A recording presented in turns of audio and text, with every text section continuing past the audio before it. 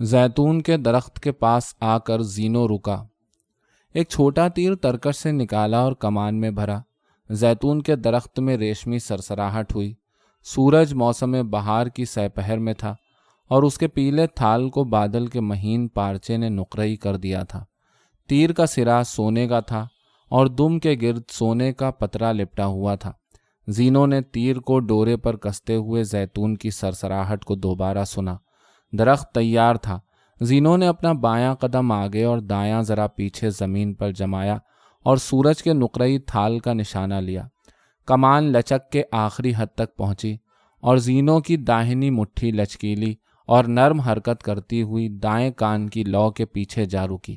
زینو نے کھلی ہوئی دائیں آنکھ سے دیکھا کہ تیر کی نوک سورج کے مرکز میں ہے۔ اس نے سانس چھاتی میں جامد کیا اور داہنی مٹھی کو کھولا۔ کمان کی تشنج بھری انگڑائی پوری توانائی کے ساتھ چھک کی آواز دیتی ہوئی تیر کے ساتھ لپٹ کر اڑی۔ چھک کی آواز آتے ہی سر کی سنسناہٹ کے ساتھ درخت نے اپنی کمان سے کوہی ابابیل کا تیر چھوڑا۔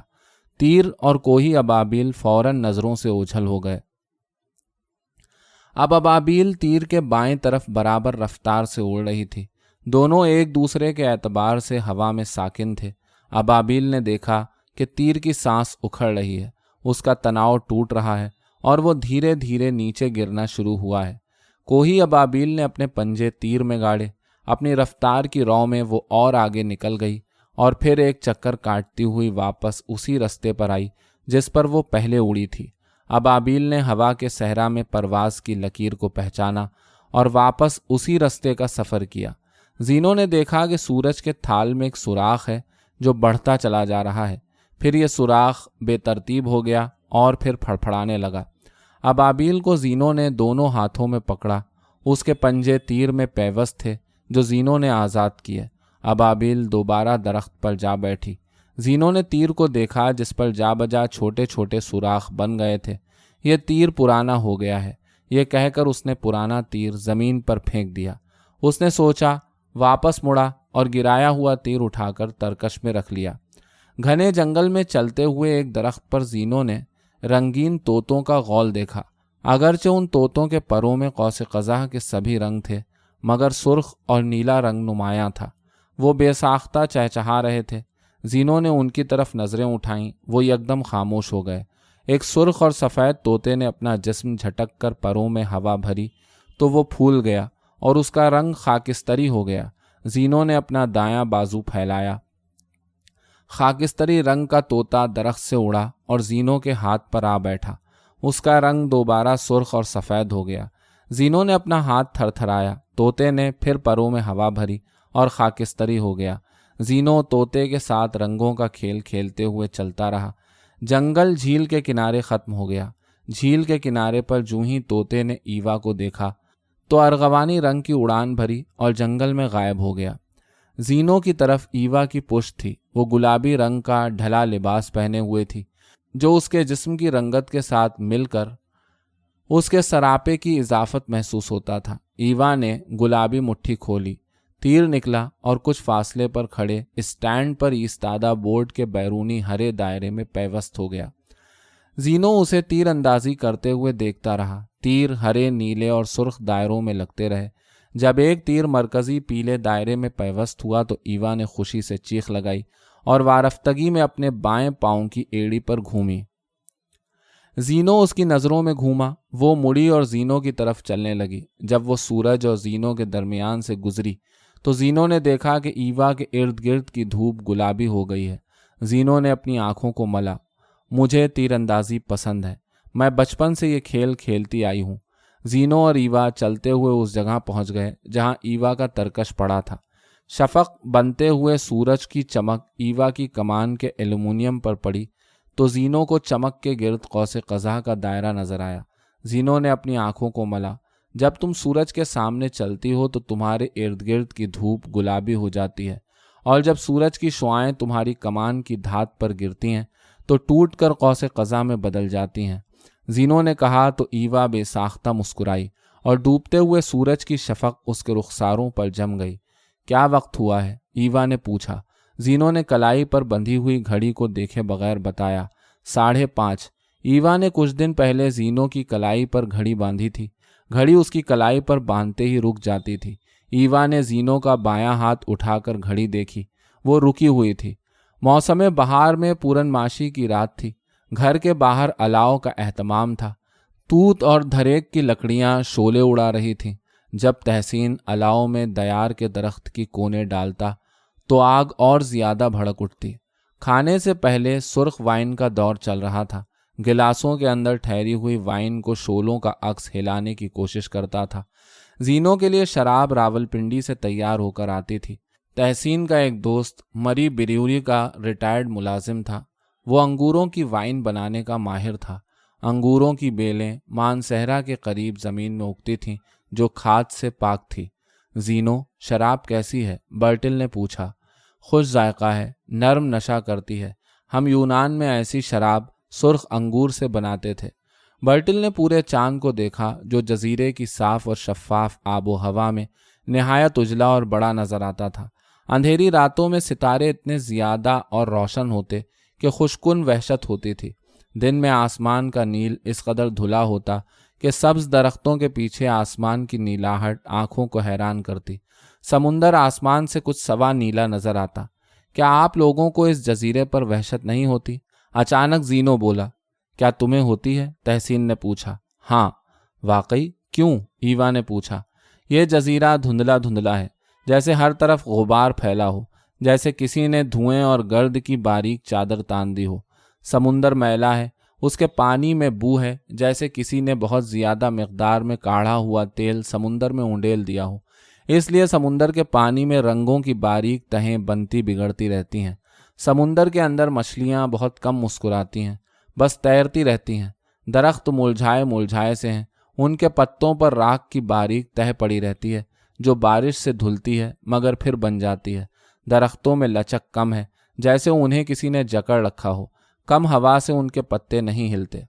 जीनो ने वाइन का एक घूंट भरा। बर्टिल उसे गौर से देख रहा था, जबकि ईवा और तहसीन हैरत से।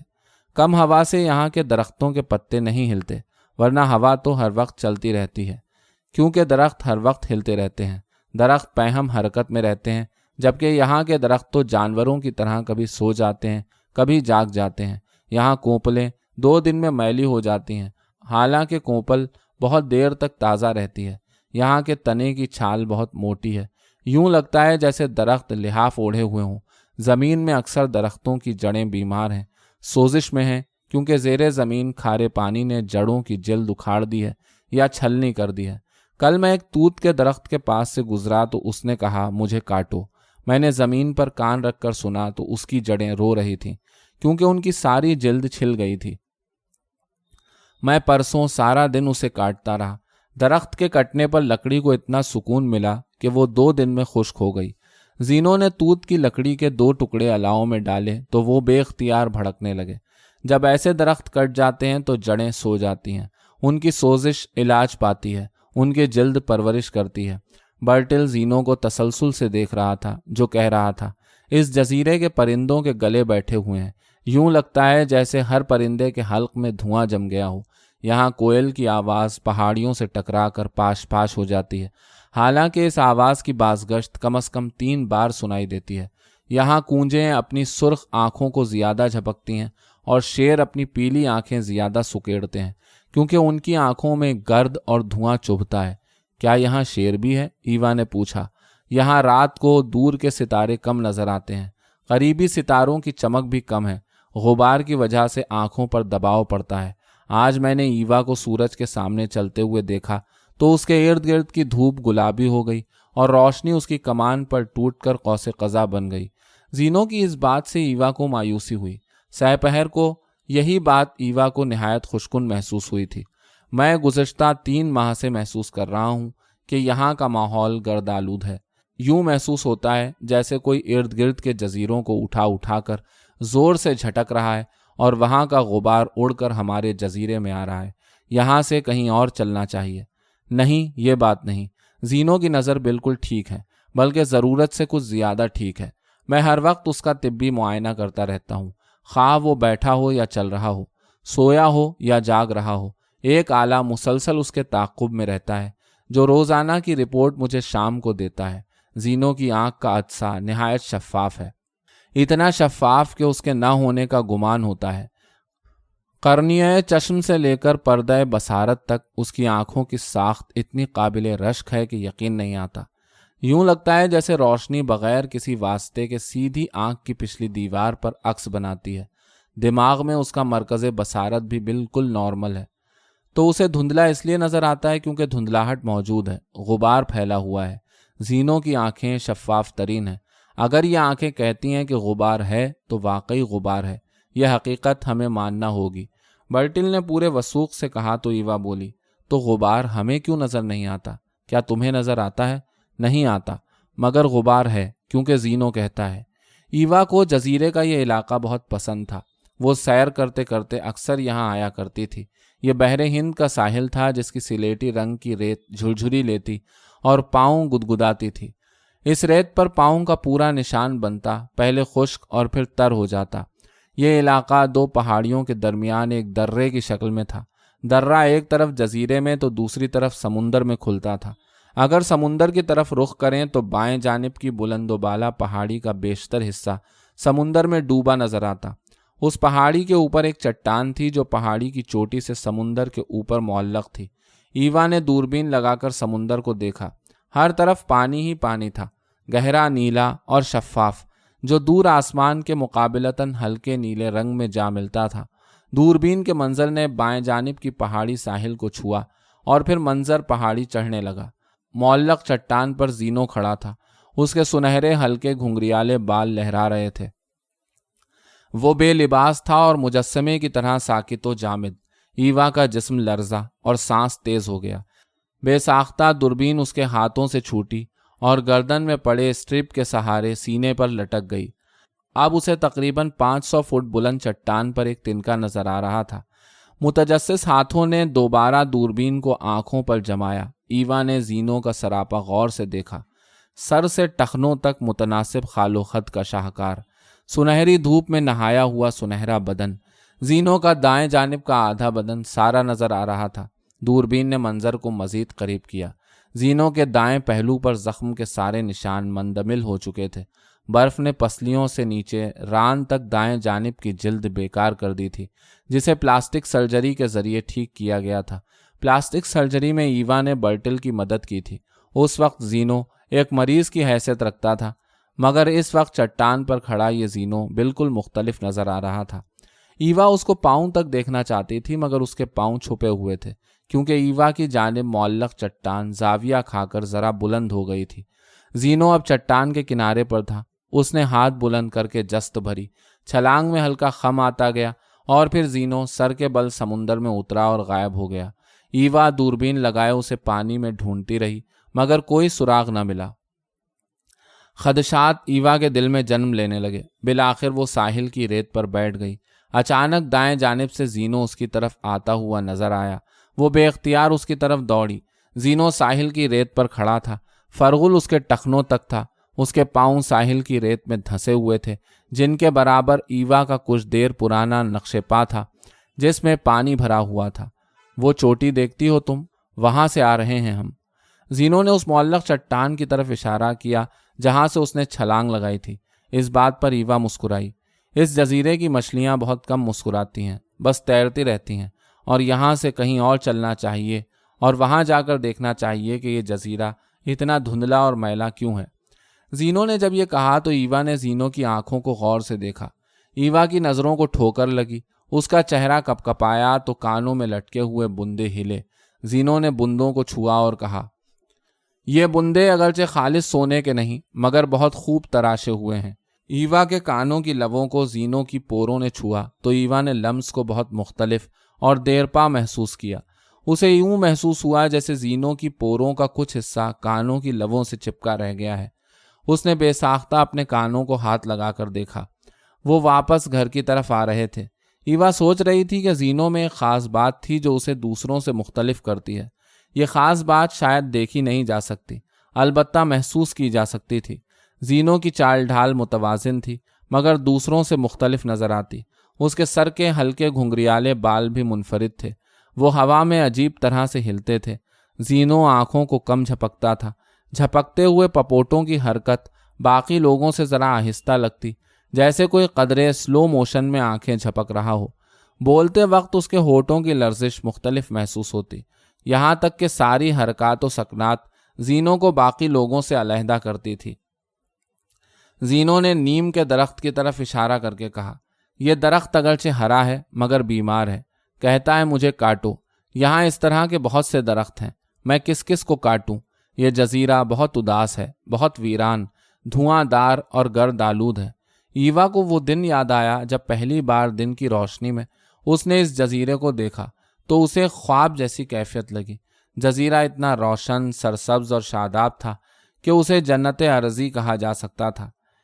نیلا سوچھ آسمان، صاف ہوا، شفاف پانی، چہکتے پرندے، مہکتے پھولدار پودے، رنگین مچھلیاں، قالین کی طرح بچھا ہوا سبزہ جس پر صبح اوس یوں چمکتی جیسے کسی نے شیشہ ہتھیلی پر مل کر سبزے میں جھاڑ دیا ہو، اور زینو اسے دھواں دار، گرد آلود اور دھندلا بتاتا ہے۔ اس کی بینائی بھی ٹھیک ہے، بلکہ ضرورت سے زیادہ ٹھیک ہے۔ تو کیا ہماری بینائی خراب ہے؟ ہماری بینائی بھی درست ہے اور زینو کی بھی، برٹل نے جواب دیا۔ ایوا، برٹل اور تحسین گھر کے برآمدے میں بیٹھے ہوئے چائے پی رہے تھے۔ سحپہر کا عمل تھا۔ برٹل نے بات جاری رکھی، 2000 سال پہلے کی دنیا آج کی دنیا سے یقیناً بہت زیادہ صاف ہوگی، بلکہ 150 سال پہلے کی دنیا بھی آج کی دنیا سے بہت زیادہ صاف ہوگی۔ زینو جب برف اوڑھ کر سویا تھا تو دنیا کی آب و ہوا آئینے کی طرح شفاف تھی۔ وہ 2000 سال سے بھی زیادہ سویا رہا۔ جب اس نے آنکھ کھولی تو وہ اس جزیرے پر تھا جو ہمارے خیال میں دنیا کا صاف ترین جزیرہ ہے، جو ہمارے تئیں آلائشوں سے پاک ہے۔ ہماری بصارت دنیا کے گنجان آباد شہریوں کو بھی صاف بتاتی ہے، کیونکہ ہمارا بصری نظام دھندلی فضا کو صاف سمجھنے کا عادی ہے، مگر زینو کی بصارت کو یہ عادت نہیں۔ جب وہ سویا تو فضا آئینے کی طرح تھی، جب وہ بیدار ہوا تو آئینہ دھندلا چکا تھا۔ 2000 سال سے زیادہ عرصے تک فضا کا یہ آئینہ وقت کے ہاتھوں میں رہا۔ اول تو معمولی گرد و غبار اڑا، راکھ اڑی، دھواں پھیلا، مگر گزشتہ 1 صدی سے اس گرد و غبار اور دھوئیں کی شدت میں اچانک بے حد اضافہ ہوا، اور پھر تو یہ گرد و غبار طوفان کی شکل اختیار کر گیا۔ زینو کا آئینہ دھندلا گیا کیونکہ اس نے صاف آئینہ دیکھا تھا۔ ہمارا آئینہ صاف رہا کیونکہ ہم دھندلے آئینے میں پیدا ہوئے اور اسے صاف سمجھتے رہے۔ قصور نہ ہماری بصارت کا ہے اور نہ ہی زینو کی بصارت کا۔ قصور پہلی نظر کا ہے جو تمہارے چہرے پر پڑی تو کسی اور لڑکی کو دیکھنے کی خواہش دم توڑ گئی۔ برٹل نے ایوا کی آنکھوں کو دیکھتے ہوئے بات کو موڑ دیا۔ ایوا مسکرائی تو اس کے رخساروں میں ایک ایک ڈمپل ابھرا۔ ہر ڈمپل کسی مٹی کے سمندر میں ابھرنے والے گرداب کی طرح تھا۔ برٹل کی آنکھوں میں مسکراہٹ چمکتی رہی جو اینک کے شیشوں سے چھن کر ایوا کی آنکھوں میں اترتی رہی۔ برٹل نے ایک گہرا سانس بھرا تو اس کی آنکھیں پھر سے سنجیدہ ہو گئیں۔ 2 باتیں ہیں، برٹل نے کہا۔ ایک تو یہ کہ دنیا میلی ہے، ساری کی ساری دنیا۔ جو اجلی نظر آتی ہے وہ میلی ہے، اور جو میلی نظر آتی ہے وہ بے حد میلی ہے۔ دوسری بات ایک مسئلہ ہے، وہ یہ کہ دنیا کی شفاف ترین جگہ میں زینو کو گھبراہٹ ہوتی ہے۔ کیا اسے گنجان آباد علاقوں میں لے جانا مناسب رہے گا؟ اب اس کا جسم کافی حد تک صحت مند ہے، میرے اندازے میں وہ 98% تک فٹ ہے۔ ممکن ہے کہ چند دنوں میں وہ 100% فٹ ہو جائے، کیونکہ چند ایک جسمانی مسائل ہیں جن کا میں مسلسل علاج کر رہا ہوں اور زینو اس سے بے خبر ہے۔ کیا اسے گنجان آباد علاقوں میں لے جانا مناسب رہے گا؟ کہیں ایسا نہ ہو کہ اسے مزید دنیا دکھانے کے شوق میں ہمیں مزید شرمندگی اٹھانا پڑے۔ برٹل نے بات جاری رکھی، اور رہی یہ بات کہ زینو باقی لوگوں سے علیحدہ کیوں نظر آتا ہے، تو وہ تو یوں نظر آئے گا ہی۔ اگر ہم 100 سال پہلے کی کیمرہ فوٹو یا فلم دیکھیں تو کیا ہمیں گزشتہ لوگ ذرا مختلف نظر نہیں آتے؟ ان کی نشست و برخاست، ان کے چہرے کے تیور، ان کے دیکھنے کا انداز، ان کی آنکھوں کا تحیر، ان کے ہونٹوں پر پھیلی ہوئی مسکان کا خم، گردن پر چہرے کا زاویہ، سر کے بالوں کے پیچ و خم، پیشانی پر اجنبی انداز میں پھیلے ہوئے بل اور سلوٹیں، اور لباس تو خیر مختلف ہوتا ہی ہے۔ وہ الگ بات کہ ان تصویروں اور فلموں کے جانور اور پرندے ہمیں اس طرح نظر آتے ہیں جیسے وہ آج موجود ہیں، اور اگر فلموں کے جانور اور پرندے ہمیں اسی طرح نظر آتے ہیں جیسے وہ آج موجود ہیں، اگر 100 سال پہلے کے لوگ اتنے مختلف ہو سکتے ہیں تو ہزاروں سال پہلے کا یہ شخص یقیناً مختلف ہونا چاہیے۔ وہ تو اس کا کرم ہے کہ حیرتناک حد تک مختلف نظر نہیں آتا، بلکہ اگر غور نہ کیا جائے تو کوئی خاص مختلف نظر نہیں آتا۔ برٹل کی یہ بات سن کر تحسین کو قیام پاکستان کی وہ بلیک اینڈ وائٹ فلم یاد آئی جس میں قائد اعظم محمد علی جناح جلسوں سے خطاب کرتے تھے۔ لوگوں کے لباس تو خیر مختلف تھے ہی، ان کے چہرے بھی کچھ مختلف تھے۔ ان کی حرکات و سکنات، آنکھوں کی جھپک کی رفتار، تاثرات، اشارے، کنائے، چلنے کا انداز، بات کرتے وقت ہاتھوں کی حرکت کرتے ہوئے ہاتھوں میں انگلیوں کے فاصلے، کلائی کا خم، ابروؤں کا چلن، نعرے لگاتے ہوئے لوگوں کے تیور، ان کے بازوؤں کی اٹھان، چلنے کی رفتار، ایک دوسرے کو دیکھنے کا طور، جھنڈے تھامنے کا طریقہ، جھنڈوں کو دیکھنے والی نظر، گاندھی جی کی چال ڈھال، ان کے پیروکاروں کا جوش و خروش ظاہر کرنے کا رنگ۔ تحسین کو یہ پرانے رنگ ڈھنگ یاد آئے۔ اسے ہٹلر کی فلم یاد آئی جس میں ہٹلر آج کے لوگوں سے مختلف نظر آتا ہے۔ اگر اس کی مخصوص مختصر مونچھیں ذرا بڑی ہوتی اور کارل مارکس کی داڑھی کچھ تراشیدہ ہوتی تو بھی تراش خراش انہیں ذرا سا مختلف نظر آنے سے نہ روک سکتی۔ اسے گریز انیٹمی کی کتاب یاد آئی جس میں ہینری گرے ایک تصویر میں ہم جماعت ساتھیوں کے ساتھ بیٹھا ہے۔ ہر ہم جماعت کے چہرے کا تاثر منفرد ہے اور آج کے دور سے ذرا سا مختلف۔ اپنے خاندان کے بزرگوں کی پرانی تصویریں اس کی آنکھوں کے سامنے ابھرنے اور ڈوبنے لگیں۔ آج کے لوگوں کی طرح ان کے چہرے تھے مگر تاثرات ذرا مختلف تھے۔ اگر وقت کے اسی تناسب سے 2000 سال پہلے کے لوگوں کو پرکھا جائے تو تاثرات کا تفاوت حیرتناک ہو سکتا ہے۔ اسی تناسب سے زینو تو ہرگز قدیم نہیں لگتا، بس ذرا سا مختلف محسوس ہوتا ہے۔ 2-3 نسلیں پہلے کا انسان لگتا ہے، تحسین نے سوچا۔ برٹل بستر پر نیم دراز تھا، اس کی گردن گول تکیے پر تھی، اینک کے گول شیشوں سے اس کی نظریں چھن کر ہاتھ میں پکڑی ہوئی کتاب کی سطروں پر تیر رہی تھیں۔ ایوا اس کے دائیں پہلو سے چمٹ کر سوئی ہوئی تھی، یوں کہ اس کا دایاں بازو ایوا کے نیچے دبا ہوا تھا۔ برٹل کو کتاب کا ورق پلٹنے میں کافی تگ و دو کرنا پڑتی۔ وہ پہلے کتاب کو اپنے پیٹ پر رکھتا، اس کا ورق بائیں ہاتھ سے پلٹتا، پھر کتاب کو اسی ہاتھ سے اٹھا کر آنکھوں کے سامنے رکھتا۔ وہ انسانی کلوننگ کے بارے میں پڑھ رہا تھا۔ اس نے بے اختیار کہا، کلوننگ اتنی مشکل نہیں جتنا اسے اس حالت میں پڑھنا مشکل ہے۔ اس کے پہلو میں تھر تھراہٹ ہوئی تو اس نے دیکھا کہ ایوا اس کے اس جملے پر بے اختیار ہنس رہی ہے۔ جاگ رہی ہو؟ میں سمجھا سو رہی تھی۔ تمہاری اس بات کی بے کسی نے جگا دیا، ورنہ میں سو رہی تھی۔ یہ کہہ کر ایوا نے نیم خوابیدہ آنکھوں سے ادھر ادھر دیکھنا شروع کر دیا۔ اس کی نظر روشن دان کے کنارے پر پڑی جہاں سے ایک تنکا آہستہ آہستہ نیچے گرنے لگا۔ کچھ دیر بعد تنکے کے خال و خد نکل آئے اور وہ انسان کا روپ دھار گیا۔ اس نے ہوا میں قلابازی لگائی اور پاؤں کے بل اتنی آہستگی سے فرش پر اترا کہ تلووں نے آواز تک نہ دی۔ زینو لباس کے بغیر فرش پر کھڑا تھا، برٹل کے بالکل قریب۔ زینو نے برٹل کے نیم دراز جسم کے اوپر سے اپنا بایاں بازو پھیلایا، کلائی گھما کر ہتھیلی ایوا کی طرف بڑھائی اور اسے دیکھتے ہوئے بولا، باہر پورا چاند ہے اور آدھی رات، آؤ۔ ایوا نے بے اختیار اپنا دایاں ہاتھ اس کے ہاتھوں میں دیا تو زینو نے اسے برٹل کے اوپر سے بغیر کسی کوشش کے اپنی طرف کھینچ لیا، گویا ایوا کوئی جسم نہ ہو، ہوا ہو۔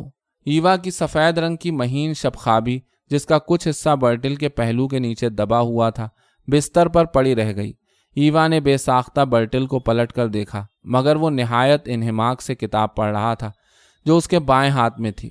اپنے دائیں ہاتھ سے وہ ایوا کی شب خوابی کو گھما گھما کر طے کر رہا تھا، گویا شب خوابی نہ ہوئی، چائے کا کپ ہوا یا جلتا ہوا سگریٹ جسے لوگ مطالعہ کرتے ہوئے نیم خیالی میں پیتے ہیں۔ برٹل کی یہ لا تعلقی ایوا کے لیے عجیب تھی، گویا زینو کا آنا اور ایوا کا جانا اس کے لیے بالکل بے معنی اور غیر ضروری تھا۔ باہر پورا چاند تھا اور آدھی رات، آسمان نہایت شفاف تھا اس لیے چاند بڑا نظر آتا تھا، درختوں کے پتے چاندنی میں جھلملا رہے تھے۔ زینو نے اسے بتایا کہ اس نے سارا جزیرہ صاف کیا ہے، اب کوئی گرد و غبار نہیں، کہیں دھواں نہیں۔ چلتے چلتے ایوا نے پوچھا، تم نے یہ سب کیسے صاف کیا؟ میں نے چاندنی کا جھاڑن بنایا اور سارا جزیرہ جھاڑ دیا۔ چاندنی کا جھاڑن کیسے بنایا؟ ایسے۔ زینو نے ہوا میں چاندنی کا ایک تار توڑا، ارد گرد کی بہت سی کرنوں کا ایک گچھا بنا کر تار ان کے گرد لپیٹ کر گرہ لگا دی، پھر اس نے جھاڑن ہوا کے بدن سے اکھاڑ لیا اور اسے آہستہ آہستہ ایوا کی گردن میں پھیرا۔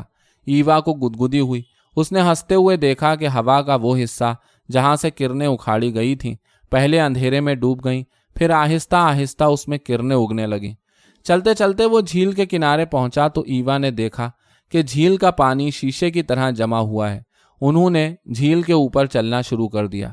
ایک جگہ ایک لہر جمی ہوئی تھی۔ زینو نے اس منجمد لہر کو ہاتھوں میں پکڑ کر اوپر کھینچا تو وہ قد آدم آئینے کی طرح سطح جھیل پر ایستادہ ہو گئی۔ دونوں نے اپنا عکس آئینے میں دیکھا۔ ایوا نے زینو کی آنکھوں میں آنکھیں ڈالیں تو بادل نخاستہ آج اس کی نظروں کو ٹھوکر نہ لگی۔ اس نے بے اختیار زینو کی گردن میں باہیں ڈالی، ایڑیوں کو بلند کیا، پنجوں پر زور ڈالتے ہوئے اس نے زینو کے ہونٹوں کو چوما تو پاؤں کے نیچے جھیل کا شیشہ تڑک گیا۔ اس سے پہلے کہ ایوا پانی میں اترتی، زینو نے اسے اٹھا کر شیشے کے اوپر رکھ دیا۔ دونوں نے جھیل پر دوڑنا شروع کیا۔ شیشے کے اوپر کنول کے پھول تھے جو دوڑتے ہوئے قدموں کی تھرتھراہٹ جذب کر کے تھرکتے تھے۔ ان کی تھرکن سے شیشے کے نیچے پانی کو ضرب پڑتی تو وہ لہریں دکھاتا تھا۔ جب وہ جھیل سے باہر نکلے تو ایوا کو انتہائی دھیمی گونج سنائی دی۔ یہ کیا گونجتا ہے زینو؟ یہ گردش کرتی کائنات کی گونج ہے۔ یہ وہ گونج ہے جو فیثاغورس سنا کرتا تھا۔ یہ حرکت کرتی ہوئی کائنات کی وہ سمفنی ہے جس کا آہنگ لازوال ہے، جس کا ہر سر بے مثال ہے۔ ایوا نے بے اختیار زینو کے ماتھے کو چوما تو اسے زینو کے سر سے زیتون کے تیل کی ہلکی سی مہک آئی۔ درے سے نکل کر وہ ساحل سمندر پر آئے تو چاند سمندر کے اوپر تھا۔ انہوں نے بائیں پہاڑی پر چڑھنا شروع کیا۔ معلق چٹان پر ایوا کی پشت سمندر کی جانب تھی۔ وہ چٹان کی آخری حد پر کھڑی تھی۔ اس کی ایڑیاں معلق چٹان سے باہر ہوا میں تھیں۔ زینو نے اسے تھاما ہوا تھا۔ دونوں نے ہوا میں جست بھری۔ ایوا نے اپنے بازو اور ٹانگیں زینو کے گرد لپیٹ دیں۔ دونوں دیر تک نیچے سمندر کی جانب گرتے رہے۔ یکایک گرنے کی رفتار تیز ہوئی، پھر تیز تر۔ گھبراہٹ سے دل بیٹھنے لگا۔ ہڑبڑا کر ایوا کی آنکھ کھلی تو وہ برٹل کے پہلو میں پشت کے بل لیٹی ہوئی تھی۔ برٹل نے اینک اتار کر میز پر رکھی ہوئی تھی اور وہ زیتون کے تیل سے اپنے ماتھے کو سہلا رہا تھا۔ ایوا کو یاد آیا کہ گزشتہ روز برٹل سر درد کی شکایت کر رہا تھا۔ اینک کا فریم برٹل کے چمکتے ہوئے ماتھے پر پھسلا اور کانوں پر جم گیا۔ گول شیشوں سے نظریں ایوا کی آنکھوں میں اتریں۔ برٹل نے اسے چوما اور کہا، جب بھی تم پشت پر سوتی ہو تو سپنے میں ڈر جاتی ہو۔ ایوا نے کروٹ بدلی اور برٹل کے گلے میں باہیں ڈال کر اس کے پہلو میں بھرپور انگڑائی توڑی۔ یعنی حسینوں کے سب خواب حسین نہیں ہوتے، ڈراؤنے بھی ہوتے ہیں۔ برٹل نے اسے چھیڑا تو اس نے اپنا سر اٹھایا، اپنا چہرہ برٹل کے چہرے کے برابر رکھا۔ ابھی اس نے جواب دینے کے لیے اپنے ہونٹ کھولے ہی تھے کہ اسے برٹل کے ماتھے سے زیتون کے تیل کی ہلکی سی مہک آئی۔ اسے اپنا خواب یاد آ گیا اور وہ دوبارہ تکیے پر سر رکھ کر پشت کے بل لیٹ گئی۔ جزیرے پر رہتے ہوئے 4 ماہ ہو چکے تھے۔ برٹل نہایت محتاط منصوبہ بندی کے تحت ان 2000 سالوں کو زینو سے آشنا کروا رہا تھا جو اس دنیا سے لا تعلقی میں گزارے تھے۔ زینو چلتے ہوئے گفتگو کرنا پسند کرتا تھا۔ اس کے اس معمول کو مد نظر رکھتے ہوئے بات چیت اکثر چلتے پھرتے کی جاتی۔ چہل قدمی بعض اوقات پہروں طوالت اختیار کر جاتی۔ ذمہ داریاں بانٹی گئی تھیں۔ برٹل زیادہ تر سائنسی موضوعات پر زینو سے بات کرتا۔ فنون لطیفہ کا شعبہ تحسین کے ذمہ تھا۔ ایوا دنیا کی مختلف بڑی زبانوں کے بارے میں بات کرتی۔ برٹل زینو کی بے انتہا ذہانت اور عقل کی رسائی پر اکثر حیرت میں آ جاتا۔ برٹل جیسے شخص کا حیرت زدہ ہونا تو زینو کے غیر معمولی ہونے کی واضح دلیل تھی۔ برٹل نے گزشتہ 3 ماہ نہایت سہولت کے ساتھ 2000 سالہ سائنسی ارتقاء زینو کو بتایا۔ برٹل کو اس بات پر حیرت ہوتی کہ زینو کو کسی بات پر حیرت نہیں ہوئی تھی۔ وہ تمام باتیں مدبرانہ شان سے سنتا۔ بعض باتیں سنتے ہوئے وہ رکنے کے لیے کہتا۔ کچھ دیر کی خاموشی کے بعد وہ یہ بات دوبارہ کہنے کی درخواست کرتا۔ شاید یہی اس کی حیرت تھی۔ یہ زینو کی شخصیت کی دل آویزی تھی کہ اسے ہر بات بتانے کو دل چاہتا تھا۔ زینو کے لیے شاید سب سے بڑی خبر یہ تھی کہ زمین ساکن نہیں بلکہ سورج کے گرد گھومتی ہے۔ زینو کو اس حقیقت پر آمادہ ہونے کے لیے وقت لگا۔ 20ویں صدی کی سائنسی ایجادات زینو نے غور سے سنی۔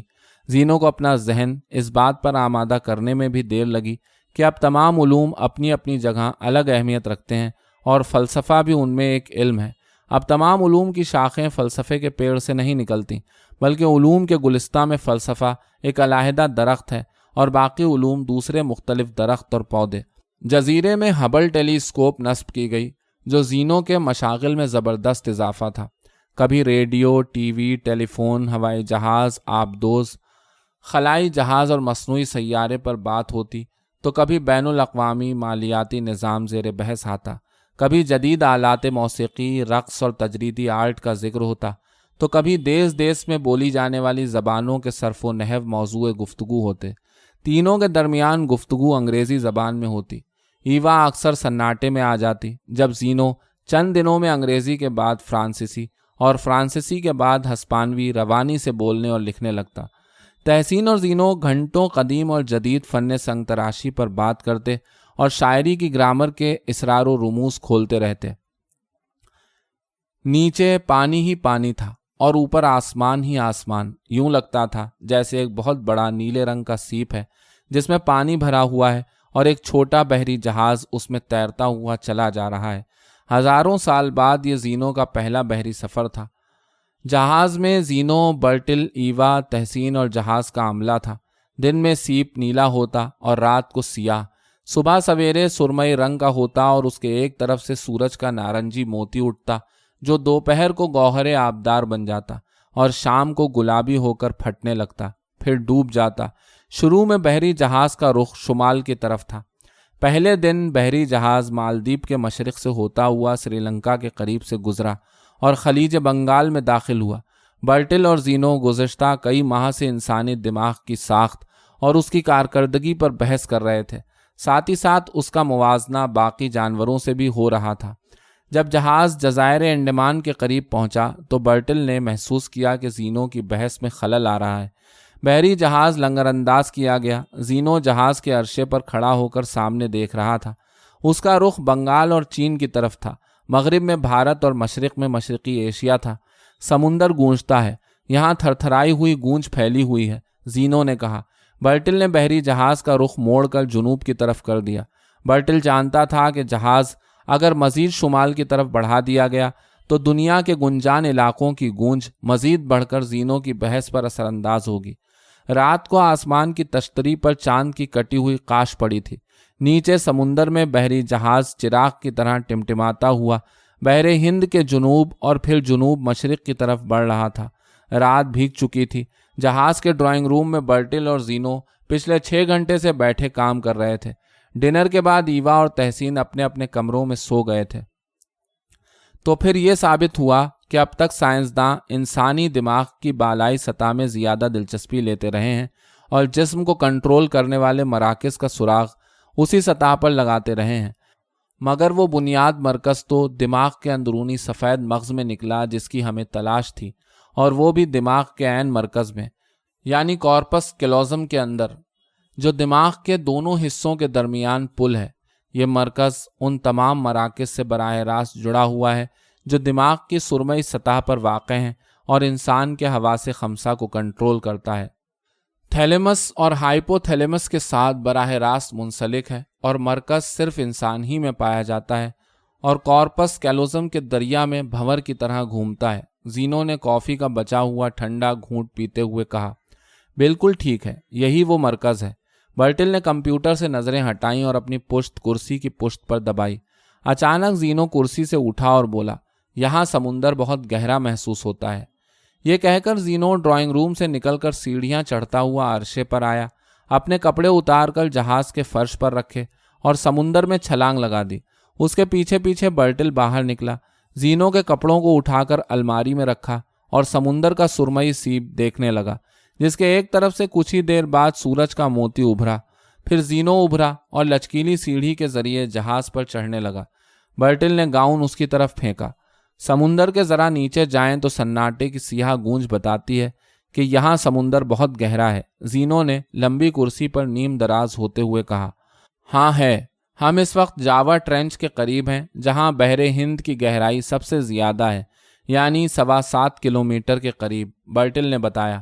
تم نے اس کی تہ دیکھی ہے؟ زینو نے پوچھا۔ نہیں۔ جب تم اس کی تہ اپنے کمپیوٹر میں دیکھ لو تو مجھے بھی دکھانا۔ اس کی تہ میں تقریباً 90,000 ٹن سونا ہے، پتھروں کی شکل میں۔ یہ سونا ایک بحری کشتی میں لدا ہوا تھا جو خلیج فارس سے روانہ ہوئی۔ ہزاروں سال پہلے اس کشتی میں کوئی ملاح نہیں تھا۔ اس کشتی کے پیندے میں ایک سوراخ تھا۔ زینو نے کرسی سے اٹھتے ہوئے کہا، تمہاری کشتی بہت دور آ کر ڈوبی، اور ڈوبی بھی تو پاتال میں۔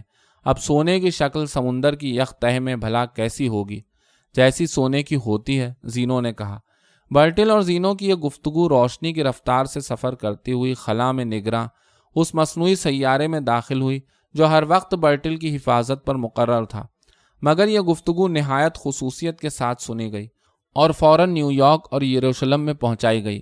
ابھی برٹل اور زینو عرشے پر ہی تھے کہ جہاز کے اندر ایوا کے کمرے میں اس کے موبائل فون کی گھنٹی بجی۔ ایوا نے انگوٹھے کے پور سے موبائل آن کیا تو ناخن پر دبے ہوئے نیم خوابیدہ خون نے گلابی قوس بنائی۔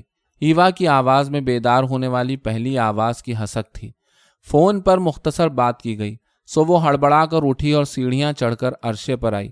نائٹ سوٹ کے کوہرے کے نیچے اس کے جسم کا گلاب دمک رہا تھا۔ جہاز کی ریلنگ پر ہاتھ رکھے برٹل اور زینو سمندر کی جانب دیکھ کر گفتگو کر رہے تھے۔ زینو کے ہلکے گھنگریالے بال بھیگ کر زیادہ گھنگریالے ہو چکے تھے۔ ایوا ان کے قریب پہنچی۔ برٹل زینو سے کہہ رہا تھا، پہلی جنگ عظیم سے پہلے بین الاقوامی معیشت گولڈ سٹینڈرڈ پر خوش اسلوبی سے چل رہی تھی، مگر جنگ میں سرمایہ کی ضرورت کئی گنا زیادہ ہو گئی، چنانچہ سرمایہ جنونی حد تک بڑھا کر افراد کا طوفان کھڑا کیا گیا، یوں کہ گولڈ سٹینڈرڈ خس و خاشاک کی طرح اڑ گیا۔ قصور سونے کے معیار کا نہیں تھا، سرکاری قوانین کا تھا، جس نے دنیا کی معیشت کے بخیے ادھیڑ دیے۔ اب بھی حکومتوں اور لوگوں کے پاس بہت سونا ہے۔ کتنا ہے؟ زینو نے اپنے گیلے بالوں پر انگلیوں کی کنگھی پھیرتے ہوئے پوچھا۔ ورلڈ گولڈ کونسل کے مطابق ساری دنیا میں 1,45,000 ٹن سونا ہے۔ ہر سال سونے کی مقدار میں 3 یا 4% اضافہ ہوتا ہے۔ سب سے زیادہ سونا امریکہ کے پاس ہے، اس کے بعد جرمنی اور IMF کے پاس۔ سونے کے سب سے زیادہ زیورات بھارت میں بنتے ہیں۔ یہ کہنا مشکل ہے کہ کس شخص کے پاس سب سے زیادہ سونا ہے۔ ساری دنیا کا سونا ایک جگہ جمع کریں تو 25 مکعب میٹر جگہ گھیرے گا۔ سونا بھی عجیب دھات ہے۔ ہزارہ سال پہلے بھی سونا ایک جنون تھا، آج کے دور میں ہیجان بن گیا ہے۔ قدیم دور میں یونانیوں سے زیادہ مصری لوگ بڑے زرگر تھے۔ وہ سونے کو کوٹ کوٹ کر اتنا باریک پتہ بناتے تھے کہ 3 لاکھ پتے اوپر تلے دھریں تو موٹائی انگلی کی پور کے برابر ہوتی تھی۔ زینو نے دائیں ہاتھ کی انگشت شہادت اٹھائی تو ایوا نے دیکھا کہ نئے دن کا سورج زینو کے ہاتھ کے پس منظر میں کوٹ کر باریک کیے ہوئے گول پتے کی طرح چمک رہا ہے۔ بحیرہ عاج میں ایک جزیرہ تھا جہاں زمین کے نیچے اتنا سونا تھا جتنے زمین کی سطح کے اوپر پتھر۔ وہاں ایک کمرہ سونے سے بھرا رہتا تھا۔ بہت زیادہ سونا اگر کمرے میں پڑا ہو تو اس کی ایک مخصوص بو ہوتی ہے، اگر سمندر میں ہو تو مخصوص لہریں دیتا ہے جو غوطہ لگانے والے کے جسم پر دستک دیتی ہیں۔ زینو نے برٹل سے کہا تو برٹل مسکرایا اور پوچھا، سونے کی بو کیسی ہوتی ہے؟ سونے جیسی ہوتی ہے، پیلی ہوتی ہے، زینو نے جواب دیا اور برٹل سے کہا، کیا میل ہاں میل گہرائی سے تم یہ سونا نکال سکتے ہو؟ چاہیے؟ برٹل نے شریر لہجے میں پوچھا تو زینو نے قہقہے کا تیر سمندر کی فضا میں چھوڑا، جس کی نوک سونے کی تھی اور جس کی دم کے گرد سونے کا پترا لپٹا ہوا تھا۔ ساتھ ہی برٹل نے قہقہے کی کوہی ابابیل اس تیر کے تعاقب میں چھوڑی اور کہا، جب تمہیں برف سے نکالا گیا تو تمہارے لباس کے ساتھ 3 پوٹلیاں تھیں، ایک میں پانی تھا، دوسری میں خشک پھل اور تیسری میں عمل والی مٹی، وہ مٹی جو کشش ثقل کو زائل کرتی ہے۔